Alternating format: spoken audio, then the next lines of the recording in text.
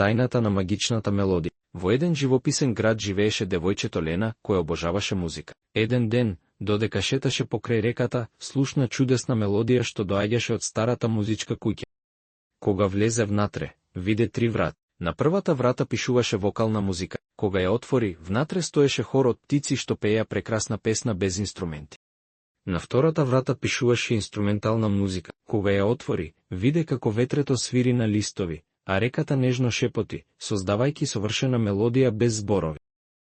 На третата врата пишуваше вокално-инструментална музика. Внатре, птиците пееа, а реката и ветрот ги следеа со своите нежни звуци, создавајќи совршена хармонија. Лена разбра дека музиката може да има различни облици, но најважно е да ја слушаме со срце.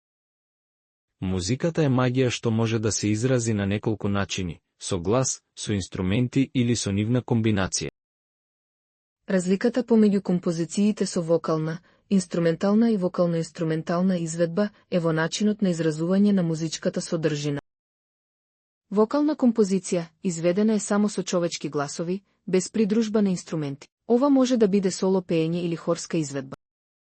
Инструментална композиција изведена е само со музички инструменти, без вокали. Може да биде соло инструмент, како пијано или виолина, или оркестарска изведба.